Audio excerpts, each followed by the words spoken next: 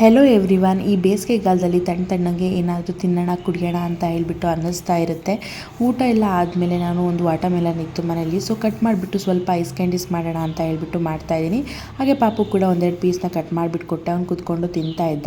ಇಲ್ಲಿ ನಾನು watermelon candy ಮಾಡೋದಕ್ಕೆ ಅಂತ ಹೇಳ್ಬಿಟ್ಟು ಒಂದು ಸ್ವಲ್ಪ ವಾಟರ್ಮೆಲನ್ನ ಆ್ಯಡ್ ಮಾಡ್ಕೊಂಡಿದ್ದೀನಿ. ಹಾಗೆ ಅದಕ್ಕೆ ಪಿಂಚ್ ಆಫ್ ಸಾಲ್ಟ್ನ ಆ್ಯಡ್ ಮಾಡ್ಕೊಂಡಿದ್ದೀನಿ. ಹಾಗೆ ಹಾಫ್ ಸ್ಪೂನಷ್ಟು ಶುಗರ್ನ ಆ್ಯಡ್ ಮಾಡ್ಕೊಂಡಿದ್ದೀನಿ. ಅಲ್ಲಿ ಶುಗರ್ ಪೌಡರ್ನ ಆ್ಯಡ್ ಮಾಡ್ಕೊಂಡಿದ್ದೀನಿ. ನೀವು ಬೇಕಿದ್ರೆ ಶುಗರ್ನ ಆ್ಯಡ್ ಮಾಡ್ಕೋಬೋದು. ಹಾಗೆ ಒಂದು ಸ್ವಲ್ಪ ಹಾಲನ್ನ ಹಾಕಿಬಿಟ್ಟು ನೀಟಾಗಿ ಅದು ಫುಲ್ ಬ್ಲೆಂಡ್ ಆಗೋ ತನಕ ನೀಟಾಗಿ ಮಿಕ್ಸ್ ಮಾಡ್ಕೊಂಬಿಟ್ಟು, ಹಾಗೆ ನಮಗೆ ಇಲ್ಲಿ ಐಸ್ ಕ್ಯೂಬ್ ಮೋಲ್ಡ್ ಇರುತ್ತಲ್ಲ ಅದರೊಳಗಡೆ ಹಾಕಿದ್ದೀನಿ. ಹಾಗೆ ಇನ್ನೊಂದು ಎಕ್ಸ್ಟ್ರಾ ಉಳಿದಿದ್ದನ್ನ 2 ಲೋಟದೊಳಗಡೆ ಹಾಕಿಬಿಟ್ಟು ಒಂದು ಸ್ಪೂನ್ನ ಕೂಡ ಹಾಕಿಟ್ಟಿದ್ದೀನಿ. ಹಾಗೆ ಒಂದು 4 o'clock ಹಂಗೆಲ್ಲ ಬಿಸಿಲು ಕೂಡ ಇದೆ, ಮಳೆ ಕೂಡ ಬರೋದಕ್ಕಾಯಿತು. ಒಂದು ಸ್ವಲ್ಪ ಹೊತ್ತಲ್ಲೇ ಸಿಕ್ಕಾಬಿಟ್ಟೆ ಜೋರಾಗಿ ಮಳೆ ಕೂಡ ಬಂತು. ವೆದರ್ ಎಲ್ಲ ತುಂಬಾ ತಣ್ಣಗಾದಂಗೆ ಆಯಿತು. ಹಾಗೆ ಒಂದು 4 hours ಅಷ್ಟು ಫ್ರೀಝರಲ್ಲಿ ಇಟ್ಟಿದ್ದೆ. ಆವಾಗ ನಮ್ಮದು ಐಸ್ ಕ್ಯಾಂಡಿ ಕೂಡ ರೆಡಿ ಆಗಿತ್ತು. ಈ ಗ್ಲಾಸಲ್ಲಿ ಹಾಕಿದ್ರೆ ಸಿಕ್ಕಾಬಟ್ಟೆ ಚೆನ್ನಾಗಿ ಬಂದಿತ್ತು.